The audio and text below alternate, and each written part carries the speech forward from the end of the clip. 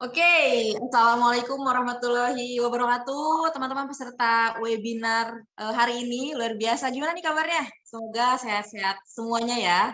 Alhamdulillah nih hari ini kita ada di webinar perdana kita, yaitu dengan tema program diet kita nih.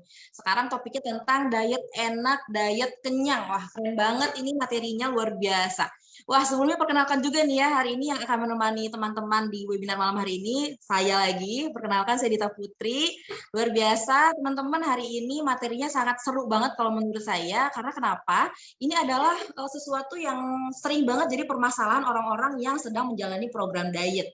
Karena kan banyak nih biasanya orang-orang yang lagi menjalankan program diet tuh mereka udah, wah saya udah defisit kalori nih, saya juga udah olahraga nih, tapi kok kenapa ya berat badan saya nggak turun-turun. Nah, mungkin ada yang salah dari konsep dietnya atau cara melakukan dietnya.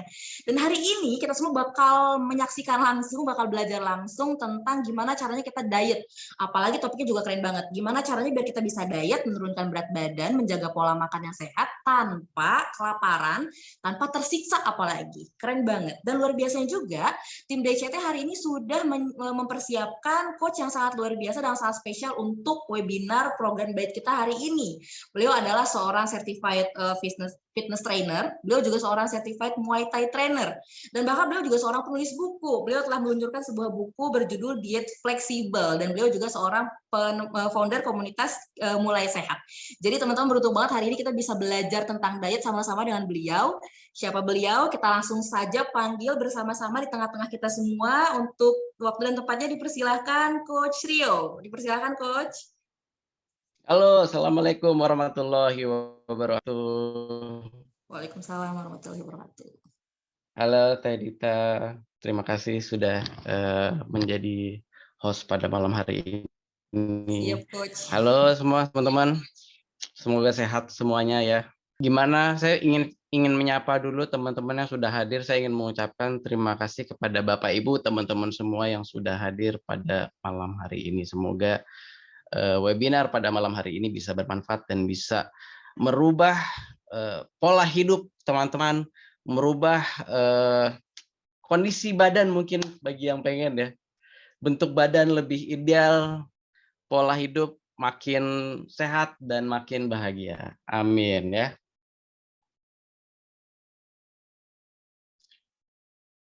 Oke, jadi teman-teman izin saya ingin memperkenalkan diri dulu. Nama saya Rio Kamario ya, nama panjang saya Anugraha Nur Kamario.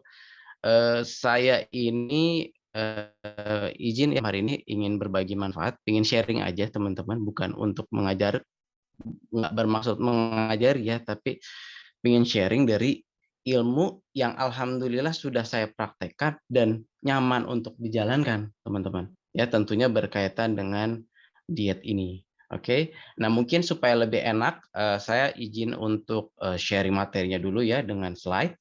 Nanti teman-teman saya pengen banget nanti berkenalan, pengen banget berinteraksi setelah saya sharing tentang slide dari diet enak, diet kenyang ini ya. Oke, saya langsung share screen ya, izin share. Bismillahirrahmanirrahim. Oke, diet enak, diet kenyang. Nah, ini kenapa ini saya kasih nama diet enak, diet kenyang? Karena persepsi orang kalau bicara diet, rata-rata mikirnya diet itu tersiksa. Benar nggak, teman-teman? Kira-kira teman-teman kalau dengar atau membaca kata diet, apa sih yang terbayang? Teman-teman boleh dong share ya di chat ya. Kira-kira diet tuh gambarannya kayak gimana sih? Ya. Dan diet itu yang saya tahu ya 95% gagal karena dijalani dengan perlawanan hati. Nah, inilah teman-teman, di mana diet itu kita harus senang, kita harus merasa diet itu enak dan diet itu harus mengenyangkan, teman-teman. Jangan sampai teman-teman merasa kelaparan, kecuali memang bagi teman-teman yang sudah terbiasa, buat teman-teman yang punya willpower. Tapi ya buat teman-teman yang tidak punya willpower, biasanya ketika tidak nyaman dijalankan, akhirnya nggak konsisten dan akhirnya selesai. Nah, harapan saya adalah dengan webinar kali ini saya bisa memberikan insight kepada teman-teman bahwa ada loh program diet, bukan program sebenarnya, tapi pola-pola kebiasaan. Karena diet sendiri sebenarnya artinya bukan kita nahan lapar atau kita nggak boleh makan, nggak boleh itu. Diet itu sebenarnya berasal dari Yunani dieta, ya, yang artinya adalah gaya hidup. Jadi mudah-mudahan ini bisa menjadi gaya hidup baru gitu untuk teman-teman ya.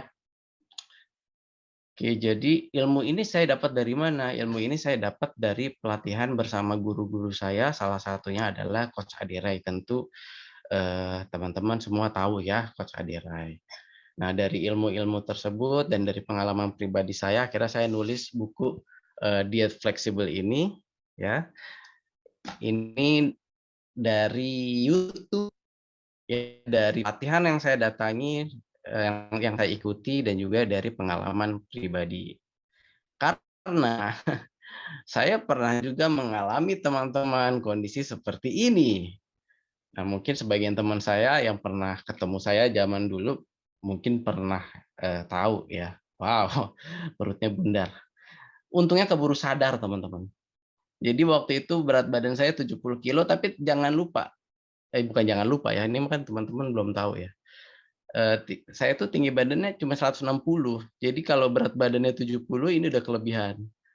Dan kalau kalau saya nggak keburu sadar ini bisa makin nambah beratnya. Cuman waktu itu keburu sadar. Alhamdulillah akhirnya saya mencoba menerapkan pola diet yang saya mau sharingkan. Alhamdulillah ya, waktu itu turun ya jadi 60 kilo. Dan waktu itu agak santai sih karena makannya bisa tetap makan bebas juga, ya seminggu 2 kilo, tapi stabil gitu ya. Dan akhirnya setelah mencapai posisi ini dan menerapkan pola atau gaya hidup diet enak, diet fleksibel atau diet kenyang ini, ya sekarang stabil lah sekitar 60-an ya, kurang lebih sekitar segitulah. Bisa ketika saya cheating naik, bisa di-cut lagi gitu ya, karena udah tahu ilmu ya teman-teman, dan teman-teman juga kalau udah tahu ilmunya enak lah gitu ya, nanti untuk bisa apa, nurunin lagi kadar lemaknya ya.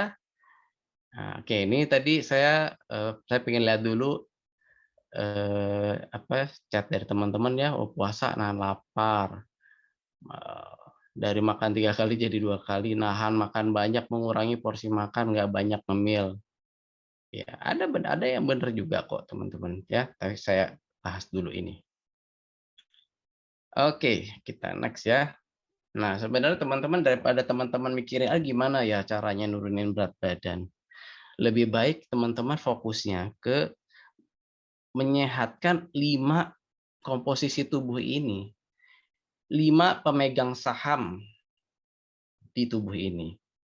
Yang pertama, cairan diseimbangkan. Coba cek teman-teman.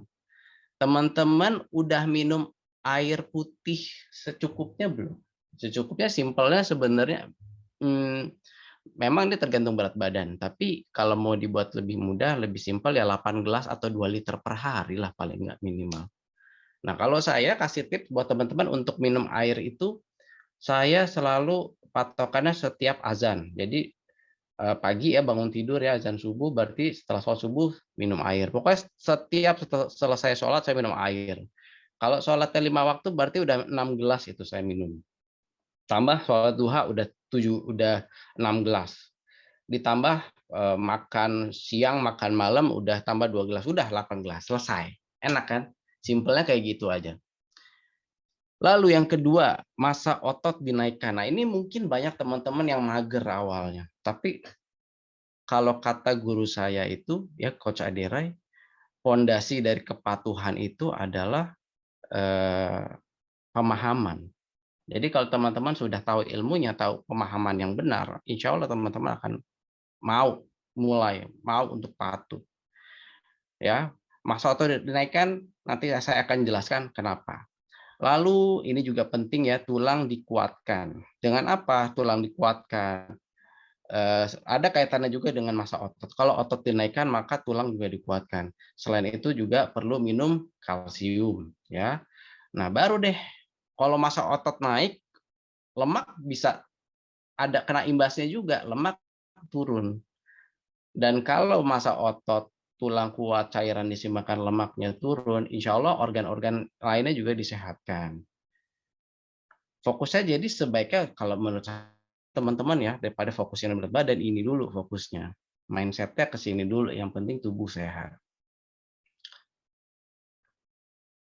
Nah, gimana nih sekarang cara bakar lemak? Sebenarnya caranya ada 3. Dan sebenarnya teman-teman mau pilih salah satu dari sini juga bisa. Siapa di sini kemarin ya bagi yang muslim ya, di bulan Ramadan kemarin siapa yang walaupun bukanya pakai martabak, es kelapa, tapi tetap turun berat badan? Boleh ya di chat ya, ada nggak? Ternyata ada aja teman-teman gitu ya. Puasa banyak yang turun berat badan. Cuma masalahnya ketika lebaran. Ketika lebaran makannya kue-kue, iya naik lagi gitu. Oh, ada yang malah naik ya. Oke. Saya tahu juga sebenarnya kenapa bisa naik, Pak Taufik ya. Maksudnya buat mewakili teman-teman semua. Banyak juga yang naik, ada juga yang naik, banyak yang turun ya. Ya biasanya kalau yang naik karena ketika berbuka sampai malam, waduh, palap ya. Karbonya lebih banyak sebenarnya. Makanya ini kaitannya sama ini nih, kontrol karbohidrat. Nanti kita bahas. Oke lah, saya mau nggak puasa, latihan beban aja bisa nggak coach? Bisa. Contohnya siapa? Ya ini contohnya saudara-saudara kita yang bekerja di bangunan ya, pekerja bangunan atau kuli bangunan.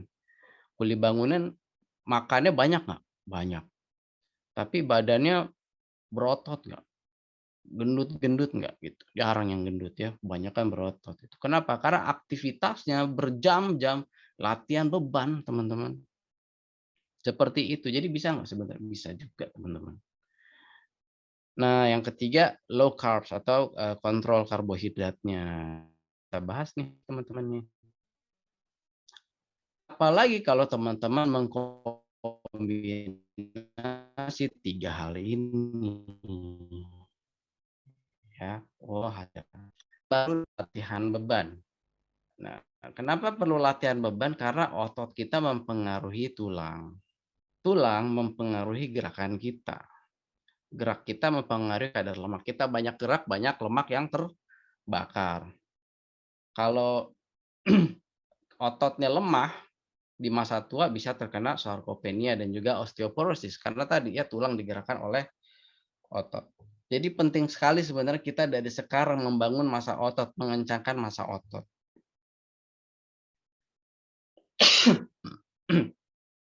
Ibaratnya itu kalau teman-teman Bapak Ibu punya massa otot yang lebih besar atau lebih banyak, itu bagaikan sport car ya. Di mana cc tangkinya itu lebih besar kan. Kalau mobil sport car sama mobil city car sama-sama dipanasin, maju deh, nggak dibawa jalan deh, dipanasin aja. Kira-kira bensinnya yang boros yang mana ya. Nah, itu karena cc-nya lebih besar. Nah, sama otot kita ini kalau lebih banyak, lebih kenceng, lebih besar, maka pembakaran kalorinya juga lebih banyak, lebih besar. Konsekuensinya kita bisa lebih banyak makan. Itu enaknya kalau teman-teman fitness, kalau nge-gym itu enaknya di situ teman-teman ya. Pembakaran kalori itu bisa sampai 48 jam loh. Sedangkan kalau cc tangki gula kita lebih kecil ya, artinya nggak punya massa otot yang banyak, kelebihan gula nih gara-gara kita kebanyakan makan ya, terutama makan karbohidrat, itu larinya ke lemak. Karena mau disimpan kemana? Kalau kita punya otot, kelebihan gula tadi itu disimpan di otot-otot itu. Jadi sebelum ke lemak, ke otot dulu. Karena otot dikencangkan butuh gula. Seperti itu ya, teman-teman. Jadi sekarang sudah tahu ya manfaat dari latihan beban. Jadi ketika kita latihan beban, latihan beban melatih otot rangka. Nah, otot rangka jika dikencangkan butuh glukosa. Gampangnya kita sebut gula aja lah. Nah, aktivitas membakar gula yang paling efektif itu adalah dengan latihan beban. Nah, ketika kita bakar gula dengan latihan beban, gula yang ada di cadangan liver ya, yang ada di liver sebagai cadangan itu dipakai sama tubuh kita ya. Nah, paling bagus kapan? Latihan yang paling bagus adalah ketika perut kosong, ketika gula rendah. Kenapa? Supaya cadangan gula nih yang ada di liver ini dihabisin dulu nih. Nih, ini cadangannya nih. Ketika udah habis karena lagi rendah-rendahnya ya, pas perut kosong paling gampang bangun setelah sholat subuh misalkan. Ya, bagi yang muslim misalnya sebelum ke kantor, bagi yang bekerja sebelum ke kantor luangkan waktulah sebentar aja, bisa kok cuman 5 menit sampai 15 menit bisa juga kok sebenarnya. Latihan beban, ketika gula lagi rendah-rendahnya, cadangan kepake, habis itu dia menggunakan lemak, lemak dibakar. Nah, kebanyakan orang gagal bakar lemak, misalkan aku olahraganya main bola. Tapi itu bukan latihan beban, itu masuknya latihan kardio. Nah, ketika latihan kardio ya, dan dia sebenarnya kalau latihan kardio ada penjelasannya lagi, dia harus mencapai denyut nadi tertentu gitu ya. Nah, dan itu tergantung dari umur masing-masing. Intinya kalau nggak sampai ngos-ngosan itu lemak ini nggak kebakar gitu teman-teman. Jadi ibaratnya kalau teman-teman cuma lari pagi doang nih, jogging gitu ya, butuh waktu, ini kalau perut kosong ya, butuh waktu sekitar 1,5 jam teman-teman. 1 jam lebih mah bisa 10 menit kalau cuma jogging-jogging santai. Tapi dengan latihan beban sekitar 15 menit itu udah kepake itu, udah mulai masuk ke zona pembakaran lemak, teman-teman. Oke. Nah, jadi gitu ya teman-teman ya. Dan nanti kapan tuh ototnya dibangun? Dibangun ketika kita tidur. Maka itu penting juga kita untuk beristirahat yang cukup. Karena otot dibangun saat tidur dan kalau otot makin besar maka tangki penampungan gula makin besar, pembakaran kalori lebih cepat. Jadi teman-teman latihan beban itu bisa bakar gula bisa sampai 48 jam atau 2 hari. Ya, dengan catatan latihannya benar. Nah, sekarang nih kontrol karbohidrat. Nah, gimana nih caranya supaya kita kenyang? Kebanyakan orang mindsetnya kalau makan itu harus pakai nasi. Kalau makan tuh kebanyakan ya terutama di negara kita kebanyakan karbohidratnya. Nah, apa nih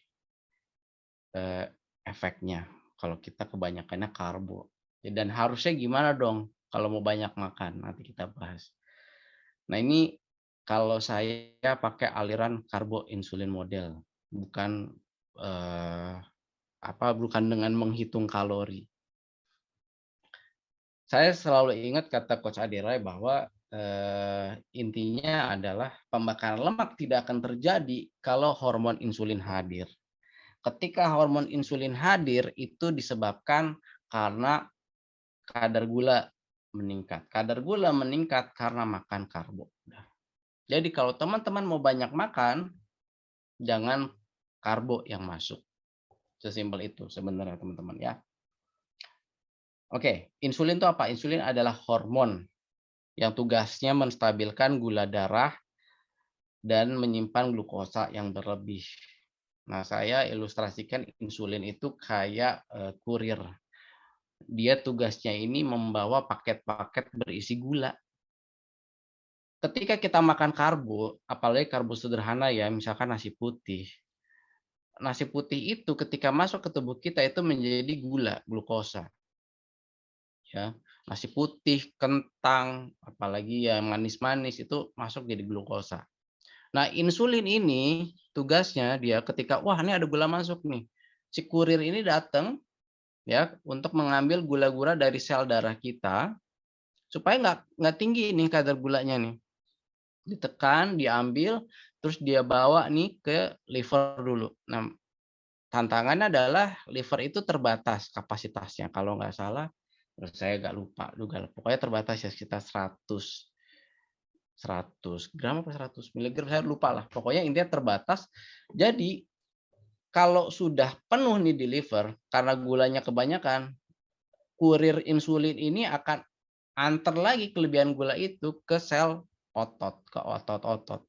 Problemnya adalah kalau kita nggak punya massa otot, atau sedikit massa ototnya, dia langsung over ke cadangan terakhir, ke tempat cadangan terakhir yaitu sel lemak. Nah, sel lemak ini yang teman-teman eh, pengen bakar, itu sebenarnya adalah cadangan energi, teman-teman. Ibaratnya kulkas ya, sel lemak itu tuh isi kulkas yang perlu dipakai, ya perlu digunakan, perlu dikonsumsi. Kalau kita simpan terus juga lama-lama kan busuk ya. Nah ini bagaimana nih caranya supaya si sel lemak ini kepake? Ya, yaitu caranya adalah dengan membuat tubuh kita membakar sel lemak itu karena kekurangan gula di tubuh. Dan satu lagi nih, kenapa kok orang diet lapar? Karena yang dia makan karbohidrat sederhana atau karbohidrat yang indeks glikemiknya tinggi. Dia ketika kita makan karbohidrat, efeknya adalah naiknya hormon lapar. Ketika kita lapar, ketika hormon lapar ini aktif, ya terangsang, kira-kira kurang lebih 2 jam kemudian lapar lagi. Makanya kenapa orang yang makan siang nih, misalkan di kantor-kantor, kira-kira sekitar jam 2, jam 3 udah pengen makan lagi. Ya pesan GoFood lah, beli cemilan lah, apa. Itu karena efek dari hormon lapar ini. Solusinya gimana dong? Solusinya adalah ketika kita makan, makan karbo nggak apa-apa, tapi dikontrol nih. Nanti saya kasih tips ya. Ketika kita makan, porsi proteinnya harus lebih banyak, teman-teman. Nasinya, kalau misalkan makan nasi, ya idealnya adalah seperti kalau teman-teman makan di fast food, misalkan saya sebut merek aja KFC misalkan. Nasinya itu, nah porsinya segitu aja. Atau makan nasi Padang tapi yang makan di restorannya gitu ya. Kalau di restoran sederhana tuh kan kecil sedikit-sedikit gitu ya.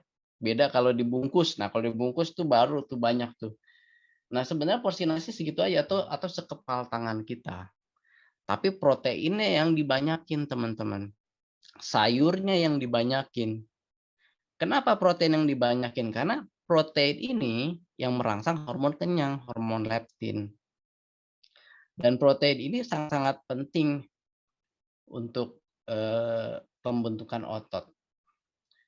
Jadi ketika kita makan protein kan diubah tuh jadi asam amino. Sedangkan ketika kita latihan beban, otot kita tuh dirusak. Sebenarnya latihan beban itu merusak otot, tapi dalam arti yang positif ya, membuat otot stres. Nah, otot-otot rusak ini diperbaiki oleh asam amino itu. Dibentuk tadi ketika tidur. Jadi proses pembentukan dan pemulihan otot itu berlanjut antara 24 sampai 48 jam setelah olahraga. Bahkan tidur. Nah, di saat tidur itu akan terlepas itu senyawa sitokines untuk memperbaiki kerusakan-kerusakan pada serat otot. Itulah yang membuat otot makin besar, otot makin tebal, ya. Jadi kuncinya nih poin berikutnya adalah banyakin proteinnya, teman-teman. Triknya gimana nanti saya bahas. Nah, berikutnya kita bahas tentang puasa. Kenapa kita perlu puasa? Nah, puasa ini yang saya bahas nih untuk ini ya, untuk habit dulu ya, untuk keseharian kita nih. Jadi ada puasa ibadah yang disebut wet fast ya. Sorry, dry fast ya, karena nggak boleh minum air. Ada puasa wet fast. Jadi di sini saya mau lebih bahas tentang yang wet fast-nya nih. Jadi boleh minum air putih, boleh minum kopi tanpa gula, teh tawar juga boleh. Nah, ini saya tandain nih, jadi berapa lama sih puasanya? Paling nggak minimal 12 jam. Kenapa? Karena supaya terjadi yang namanya autofagi. Autofagi itu detox ya, bisa dibilang detox. Sebenarnya tubuh kita ini luar biasa loh. Ini Allah menciptakan tubuh kita dengan luar biasa. Ada proses penyembuhan, proses regenerasi sel ya dengan puasa. Dan minimal itu 12 jam.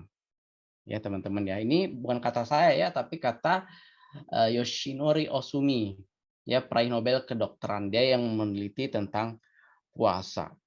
Nah, jadi kalau 12 jam itu simpelnya dari kapan sampai kapan? Kalau saya ngikutin apa yang dilakukan Rasulullah nih, ya.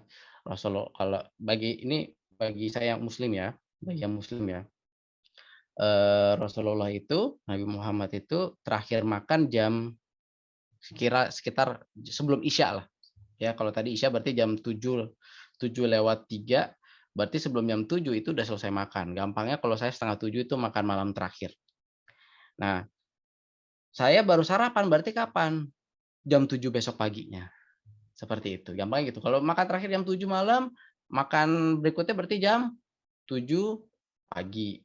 Kalau misalkan teman-teman ternyata begadang baru makan terakhir jam 10 malam, berarti besok baru makan baru boleh jam 10 pagi. Ya, kayak gitu simpelnya teman-teman. Gampang ya. Nah, apa yang terjadi ketika kita berpuasa? Kan kalau kita puasa tuh kadar gula jadi rendah. Nah, karena nggak ada kalori yang masuk, terutama nggak ada karbo yang masuk, insulin nggak muncul nih. Nah, ketika insulin tidak muncul dan kadar gula rendah, tubuh menggunakan cadang pertama ya, tubuh menggunakan cadangan energi dari hati, ya cadangan-cadangan gula nih dipakai yang ada di liver atau di hati itu.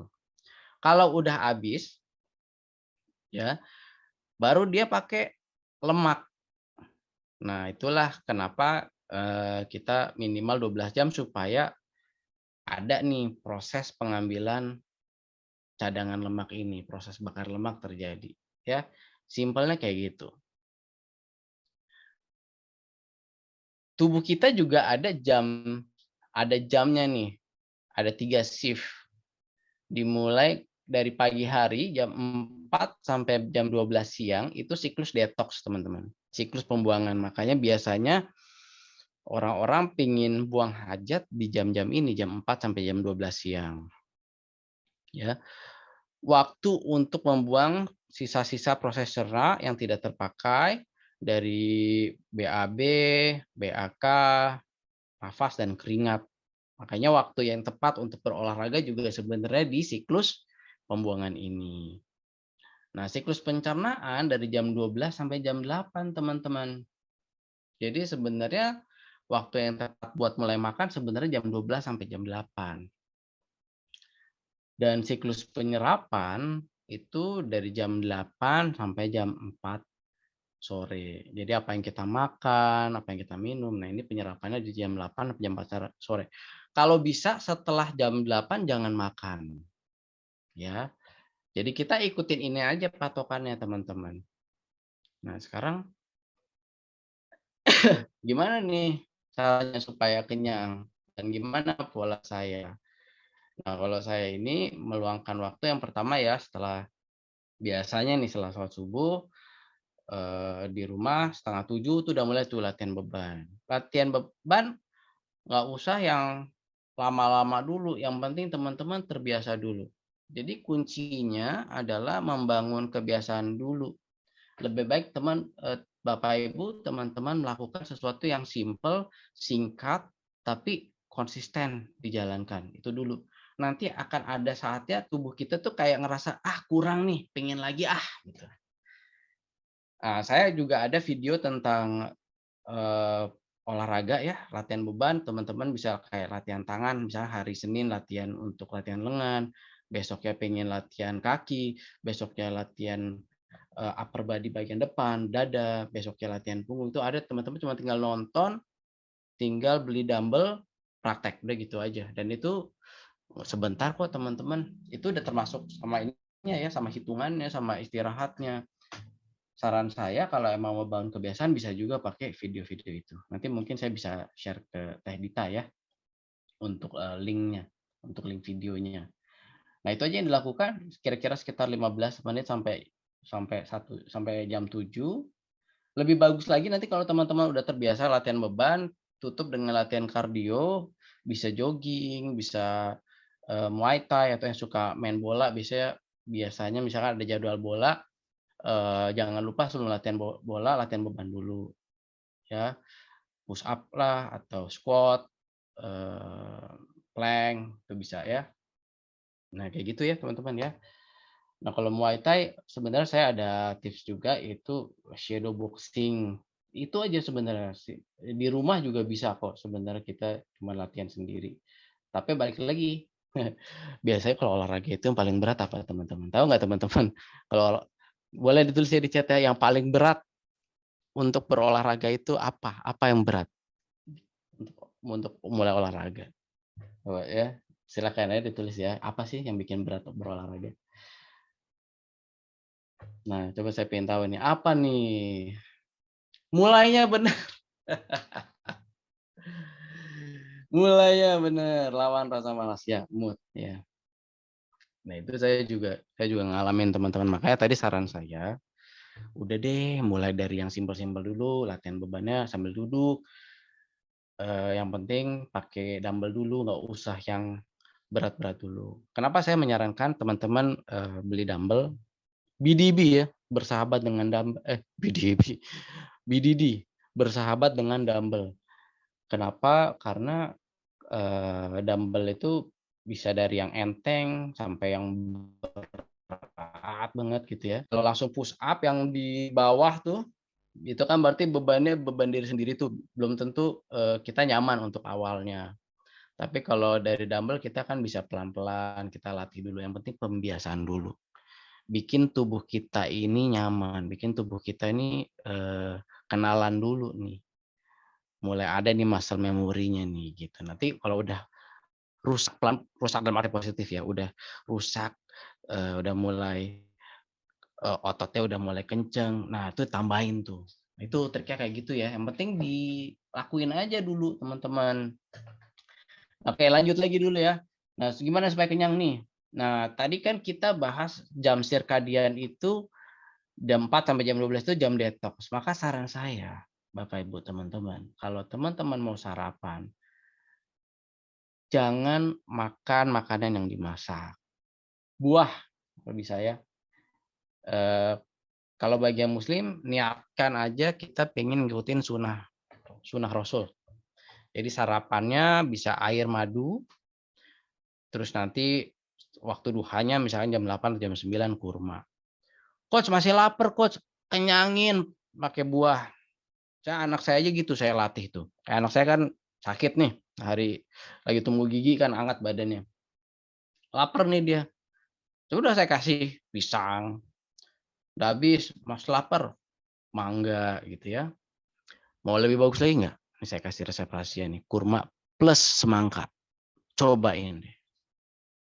Jadi ini konsep panas dingin namanya. Kurma ini sifatnya panas ya, memberikan energi.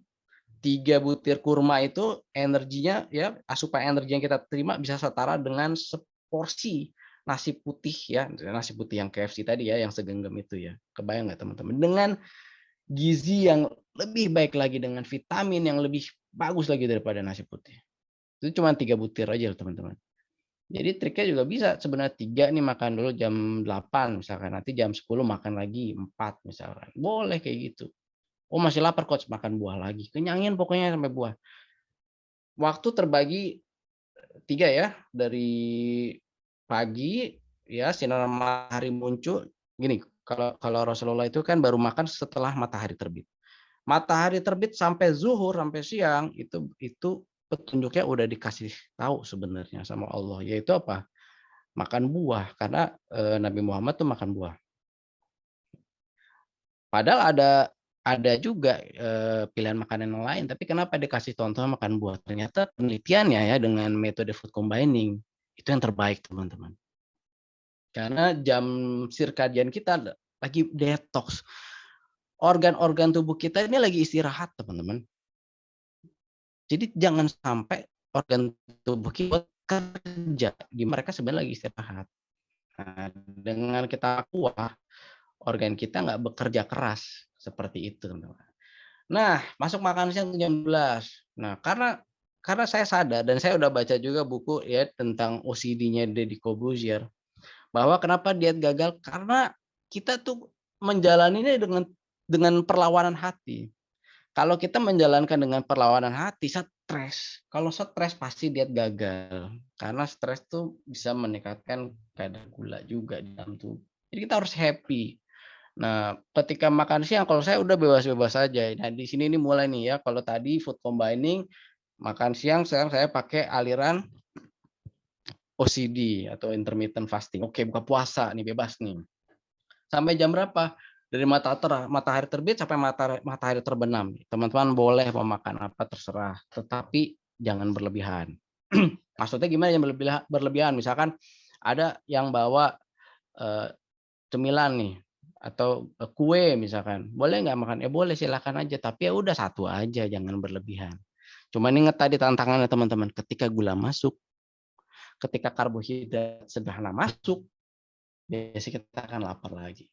Terus gimana cara mengantisipasinya? Nah, makanya kan kalau teman-teman pengen tahu tips saya adalah, oke nih misalkan makan nasi Padang, sore udah mulai lapar lagi jam 3. Nah, kalau saya rekomendasi teman-teman minum whey protein, susu protein. Ya sekali minum susu itu proteinnya seperti makan satu dada ayam gitu ya.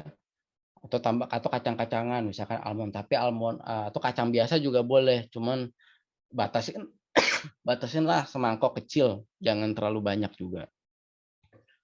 Tapi intinya sih ya bebas-bebas saja ya. Yang penting tadi teman-teman ada latihan beban, terus tadi sarapannya buah dari sampai jam 12 yang buah. Take di situ. Baru nih makan malam. Nah, saya ngikutin Nabi juga. Makan malam itu saya kalau Nabi Muhammad itu makan sayur ya, kesehariannya ya. Jadi Nabi Muhammad itu makan daging kambing juga. Kalau makan karbo itu siang ya. Karbonya itu roti gandum ya, jawabut dengan cuka atau zaitun. Itu tadi siang kan. Nah, kalau malam kan keseharian Nabi, rutinitasnya adalah makan sayur. Nah, kalau saya di situ ambil petunjuknya, oke berarti makan malam harus ada sayur. Sayur yang saya rekomendasi paling enggak ada timun deh sebagai pendinginnya. Nah, makan daging, baik itu daging sapi, daging ayam, daging ikan, sebaiknya ya kalau kita mencontoh Nabi misalnya, ya nggak pakai nasi, udah stop karbo. Begitu matahari terbenam, stop karbo. Simpelnya rahasia di situ. Oh ya teman-teman, ini karena saya seorang Muslim, saya kasih ambil contoh dari Nabi Muhammad ya. Bagi saudara-saudara yang non Muslim, silahkan disesuaikan. Nah, tapi ini bisa menjadi pelajaran yang cocok karena mirip dengan pola namanya food combining. Nah ini, coba kita telah lagi ya. Pagi tadi buah-buahan ya. Terus kalau Nabi Muhammad makan siang karbohidrat pati. Yang nggak boleh, yang dilarang itu apa? Protein hewani dikombinasi sama karbohidrat pati. Karbohidrat pati itu apa sih? Nasi, roti. Nah, itu nggak boleh. Kenapa begitu? Karena jika keduanya dikombinasikan, dimakan bersamaan, proses pencernaan dan penyerapan zat-zat makanan dalam pati maupun protein tadi nggak berlangsung efektif. Sehingga menghasilkan banyak sisa. Nah, akhirnya jadi racun, teman-teman. Ya. Karena enzim cerna dan kondisi asam basa pencernaan itu berbeda ya antara pati dan protein. Itu rahasianya, teman-teman. Jadi kalau makan daging, makan steak, ya nggak usah pakai kentang. Bagusnya seperti itu, tapi nggak haram ya. Dan bukannya dilarang, boleh-boleh aja. Makanya kayak tadi saya makan nasi Padang, makan kok, saya tetap makan enak juga kok. Tapi ya siang aja. Jadi saya bagi jamnya. Cuman kalau malam, nah saya balik lagi nih ke food combining. Coba aja teman-teman praktekin deh. Jadi harusnya gimana dong? Kalau makan daging, misalkan daging kambing nih, pasangannya timun, ya. Makan ikan sama sayur-sayuran, misalkan daun popohan atau sama sop sayur. Kalau makan nasi gimana? Makan nasi boleh, yang penting nasinya nggak berlebihan, pasangannya tahu tempe, gitu teman-teman. Sayur mayur, tetap ada sayurnya. Cuman kalau malam saran saya sih tadi aja tuh daging sama kalau siang udah makan nasi, apalagi sembarangan makannya, malamnya didisiplinkan makannya daging sama sayur. Ala-ala steak, mau kayak coba deh teman-teman buka di GoFood ada salad stop. Nah, bikin tuh ada menu salad pakai daging ala Korea, bibimbap lah, bulgogi lah, ada ala-ala Jepang, ada ala-ala Barat. Udah macam-macam tuh diatur-atur aja. Bahkan ada menu-menu yang enak ya, menu-menu diet keto namanya. Ya bisa juga teman-teman cari di YouTube. Aneka pakai keju, wah enak-enak, tapi poinnya yang penting nggak ada karbo masuk. Dah itu. Nah, ini contoh diet fleksibel juga yang saya lakukan. Nah, kalau, kita udah niat nih, "Ah, hari ini saya mau makan di fast food, saya mau makan McD," misalnya. Dan ini sebenarnya ini pola ini yang saya kejadian emang, waktu itu saya pernah gitu. Saya coba ngitung gitu, saya mau makan McD waktu itu, kira-kira berat badan saya nambah nggak ya? Akhirnya apa yang saya lakukan waktu itu, kalau saya waktu itu puasa sampai jam 12 siang, jadi saya nggak makan, cuma minum air putih, cuma ngopi, ngopi nggak pakai gula, tehnya juga teh tawar ya kalau minum teh. Waktu itu juga saya nggak makan buah juga waktu itu ya, karena saya tahu, wah ini mau ngaco deh makannya gitu ya, istilahnya mau cheating nih gitu. Saya makan tuh McD waktu itu ya, menunya burger, kentang goreng, itu kentang gorengnya paling bahaya sebenarnya ya, kalorinya tinggi banget, udah karbo, digoreng pula, pakai trans fat, ada trans fats juga. Minumnya juga bandel banget saya waktu saya, minum soda yang ada sirupnya, kan ngaco ya sebenarnya ininya ya, menunya ya. Udah kenyang-kenyang deh waktu itu. Terus habis itu saya puasa lagi tuh, habis kenyang, saya nggak makan apa-apa lagi, saya nggak masuk kalori lagi sampai jam 18 maghrib. Nah, maghrib saya makan Prolesa. Prolesa itu protein lemak sayur. Proteinnya dari daging, lemaknya juga dari daging ya. Setiap daging itu kan ada kandungan protein, ada lemaknya. Nah, lemak yang berbahaya itu kalau tadi tuh kayak dari minyak gorengnya kentang goreng tadi. Nah, itu yang berbahaya sebenarnya. Sama jangan lupa harus ada sayurnya. Itu saya lakukan waktu itu. Dan saya nimbang lah, nggak berubah, masih aman ya. Nah, kalau misalkan saya mau cheating-nya di malam nih gimana? Nah, waktu itu saya juga pernah. Ya makan siang gado-gado, nggak pakai nasi, nggak pakai kerupuk ya, karena kerupuk itu karbo juga ya teman-teman ya, kerupuk itu kan tepung. Saya kenyangin diri dengan telurnya, tempenya, tahunya, sayurnya, udah tuh makan kenyang ya, siang tuh makan gado-gado nggak pakai nasi. Terus puasa lagi sampai jam 6 sore, ya artinya tetap minum air putih kok ya, tetap minum air putih, bisa minum kopi juga. Kalau lapar tuh misalkan tiba-tiba saya pengen nyemil, saya minum teh tawar biasanya. Terus udah deh malamnya lagi pengen nasi padang malam-malam, makan deh, sesuka hati sesuka hati. Ternyata dengan cara kayak begini juga bisa turun berat badan. Jadi teman-teman punya pilihan teman-teman. Teman-teman mau dia fleksibel kayak begini boleh, fleksibel aja sih. Mau teman-teman kayak gini yang food combining kombinasi dengan, OCD boleh, ya teman-teman ya. Yang penting balik lagi oh ya kalau mau diet keto juga boleh, cuman ya tadi ya kalau diet keto berarti itu bagus juga, saya punya pengalaman juga dan punya saudara juga yang berhasil karena ya itu tadi karbonya nggak masuk. Menu-menunya menu-menu daging ya, protein-protein hewani. Cuman ya itu tadi konsekuensinya kalau kita makan daging-daging itu di pagi hari ya di jam detox, efeknya takutnya kesembelit. Itu teman-teman ya. Kalau saya lebih suka pola seperti ini dan udah ada contohnya ya dari Rasulullah juga. Oke, jadi itu sharing dari saya teman-teman, mudah-mudahan bermanfaat Nah, silahkan ya buat teman-teman yang pengen ngobrol sama saya, pengen tanya-tanya. Saya nggak sabar nih pengen bincang-bincang sama teman-teman. Oke, mungkin saya kembalikan dulu ke host kita yang luar biasa, Teh Dita. Terima kasih, Teh Dita. Iya, terima kasih juga Coach. Waduh, ini bener-bener apa ya? Kita kan selama ini punya persepsi tentang diet itu kebanyakan mungkin salah ya. Kalau diet itu kelaparan lah, nahan makan, segala macem. Ternyata ini benar-benar dilurusin nih persepsi kita tentang pola diet yang sehat tanpa menyiksa. Nah, sekarang kita buka sesi pertanyaan ya. Ini bukan Coach Rio aja Coach yang nggak sabar. Ini juga pasti orang-orang udah nggak sabar nih. Udah dari tadi udah berkicau-kicau di kolom komen. Ini, wah ini pertanyaannya banyak nih Coach.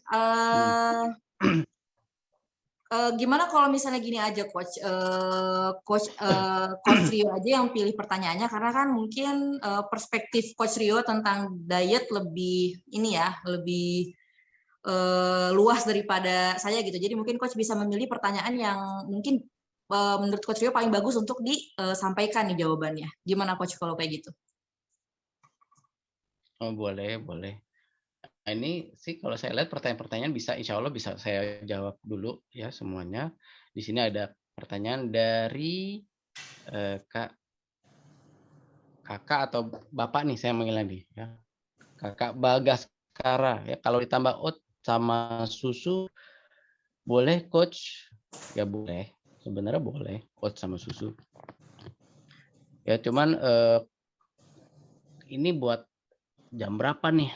Kalau buat sarapan pagi jangan deh. Mendingan buah aja. Kalau saran saya ya. Dan panas konsep panas dingin itu benar-benar ngaruh banget tuh. Kalau saran saya buat teman-teman semua yang ada di sini, mulai deh rutinin makan buat yang suka ya makan kurma. Jadikan kurma itu sebagai kebutuhan pokok gitu ya. Kalau bisa gitu. Jadi sarapannya kurma aja gitu. Bahkan yang puasa gitu ya, puasa Senin Kamis misalnya ya, buat yang Muslim, Nabi itu mencontohkan sahurnya tuh kurma, bukanya juga kurma, teman-teman. Jadi coba deh teman-teman cobalah gitu ya. Terus, seperti JSR, iya betul. Ya juru sehat Rasulullah itu contoh contoh ya rujukan saya juga itu ya. Buah-buahan apa aja yang nggak boleh? Sebenarnya buah-buahan pagi boleh sih, yang selama itu buah yang tidak dimasak. Kalau susu protein bagusnya diminum kapan, Kos? Kalau saya seringnya asar, jam asar, sore. Karena itu biasanya jam-jam kita lapar. Pagi udah kenyang nih sama buah nih. Siang udah kenyang makan nasi. Nah, kalau asar kenyangnya sama apa? Nah, saran saya pakai susu protein deh. Susu protein itu mengenyangkan. Terus kalau BB stuck biasanya karena apa? Biasanya karena resistensi insulin. Karena ini udah terlalu lama ya. Jadi insulinnya udah nggak sensitif lagi akhirnya badan stuck. Solusinya gimana? Latihan beban. Sebenarnya ada juga sih kayak suplemen buat sensitif insulin ya sebenarnya ada juga gitu teman-teman bisa searching kalau teman-teman buka di Google tuh ada citosan ya merek apapun itu untuk sensitif untuk membuat insulin sensitif cuma tetap ya tambah latihan beban. Oke, terus izin bertanya, Coach, saya suka olahraga di rumah pakai aplikasi home workout. Nah, tapi udah beberapa minggu nggak jalanin olahraga perut karena pas baru jalan 5 menit perutnya kram. Emang sebaiknya perut itu nanti aja olahraga perut. Kita baru olahraga perut kalau kadar lemak kita sudah 15%. Kalau masih tinggi kadar lemaknya buang-buang waktu kita latihan perut. Ngapain? Dan kalaupun mau latihan perut ya, plank lebih baik. Ya, kalau misalkan sit up buat six pack, entar dulu, lihat dulu kadar lemaknya berapa nih. Pas timbang, kalau bisa beli timbangan digital ya teman-teman ya. Di timbangan digital itu yang nyambung sama aplikasi di HP itu kita bisa lihat soal kadar lemak kita. Nah, kalau kadar lemak kita sudah sampai 15%, nah mulai deh tuh sit up, sit up. Kan nanti mulai tuh six pack. Tapi kalau belum, udah nggak apa-apa Kak Abdul Aziz. Olahraganya mendingan fokusnya ke organ, ke otot-otot lainnya. Otot itu kan ada otot lengan, ada otot kaki, otot upper body bagian depan ya, dada, ada punggung, Ada apa lagi? Udah ya? Nah, jadi udah fokus ke situ aja dulu sebaiknya. Terutama, otot-otot besar ya. Otot-otot besar itu punggung, bagian belakang, sama, kaki. Kalau bisa diatur. Kalau saya latihannya push pull leg. Push itu yang gerakannya itu mendorong ya, kayak push up gitu-gitu. Biasa tuh untuk latihan dada, misalkan terus besoknya saya, pull. Nah, kalau saya olahraga di rumah, calisthenics saya pakai tiang pull up, udah tinggal pull up aja. Terus, kaki squat dengan squat. Jadi 3 hari begitu aja. Misalkan hari Senin push up, Selasa pull up, atau Selasanya, latihan kaki, baru Rabunya pull up, kayak gitu ya. Coach, gimana kalau ada yang punya masalah lambung, kalau pagi nggak diisi kepala oyong? Betul.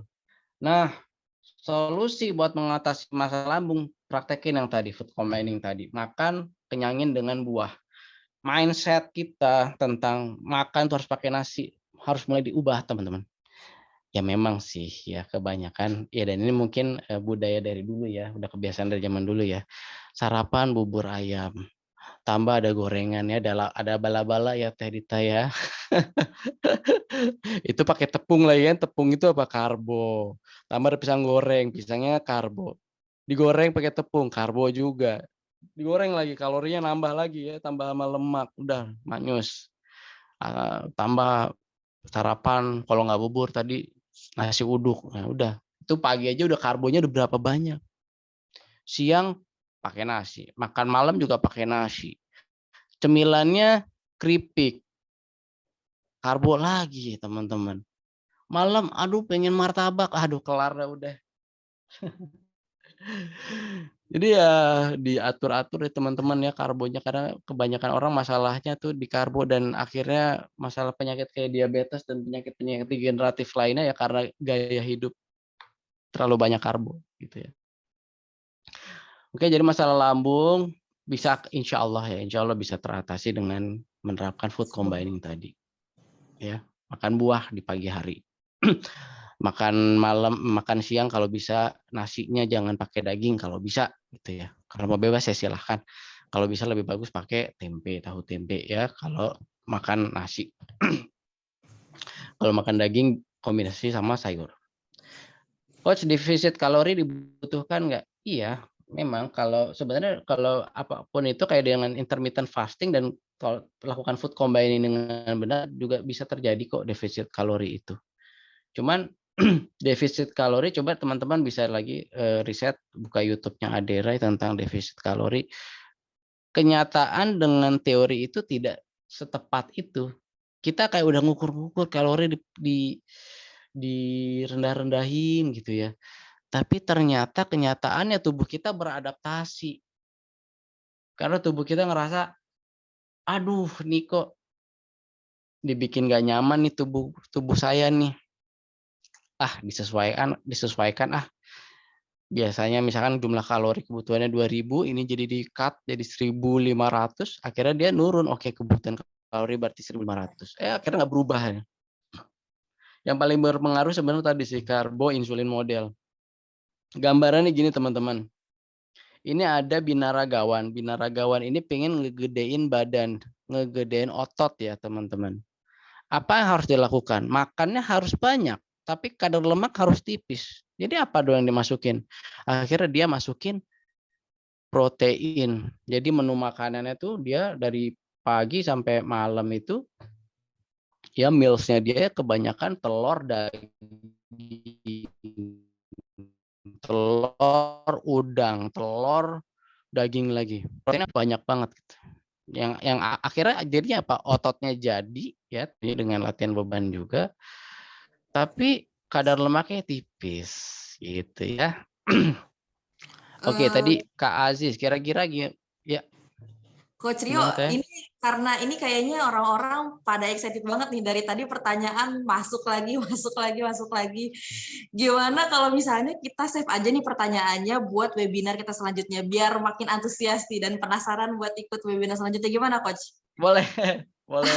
Saya juga antusias jawabnya nih. Saya juga sebenarnya mau nanya, Coach, tapi kayak, aduh kayaknya saya nggak ada kesempatan nih kalau harus nanya, karena pesertanya juga pertanyaannya banyak banget. Paling Oke, gitu aja kali ya, Coach, ya? Atau ya udah misalnya boleh. untuk satu pertanyaan terakhir nih, Coach, yang Coach pilih hari ini? Pilihin aja deh, Teh Dita. Oke, saya pilihin paling ya. Nah ini aja deh, Coach.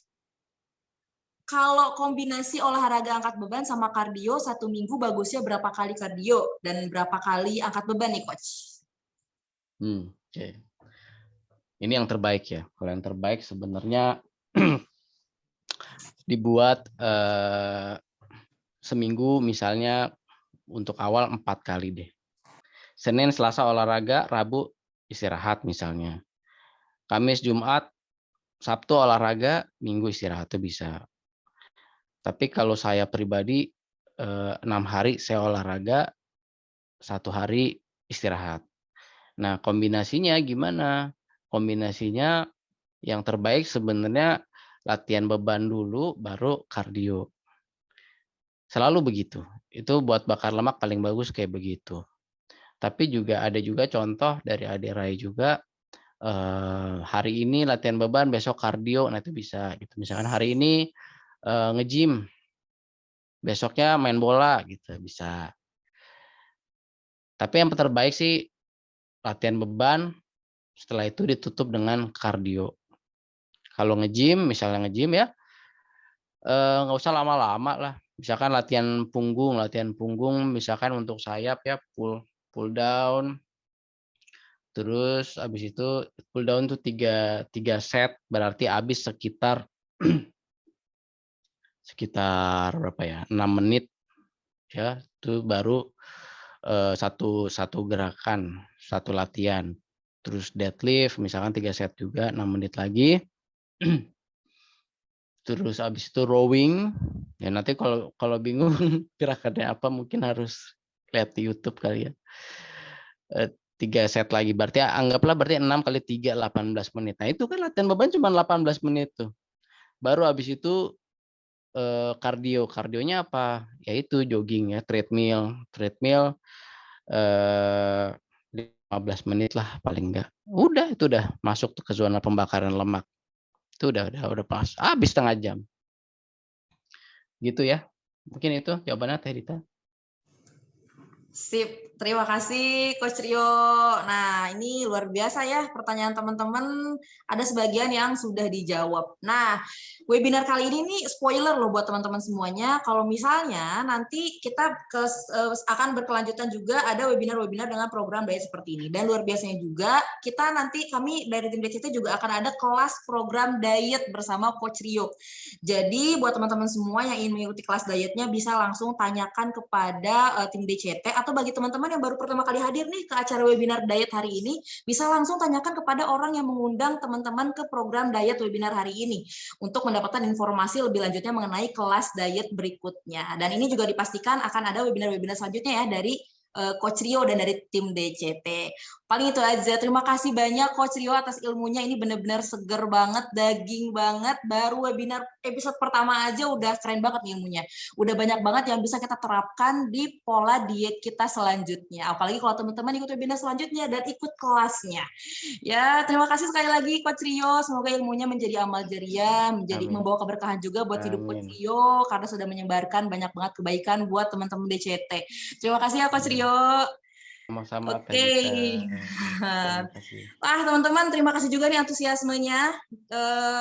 Buat teman-teman yang belum mendapatkan kesempatan untuk dijawab pertanyaannya, berarti teman-teman harus tetap stay tune dengan program-program yang diberikan oleh DCT. Karena kami selaku tim DCT sudah menyiapkan banyak sekali program yang luar biasa yang bisa teman-teman ambil ilmunya. Nah, hari ini sekarang kita sudah berada di penghujung acara. Jangan lupa ya, saya mau ngingetin sekali lagi teman-teman tetap stay tune di Instagram dreamscomesrue.id karena di sana kami akan share program-program menarik lainnya dan beberapa informasi yang tentunya bermanfaat banget buat teman-teman. Akhir kata, terima kasih dari saya. Wassalamualaikum warahmatullahi wabarakatuh. Terima kasih banyak semuanya, teman-teman. Sampai berjumpa di webinar selanjutnya.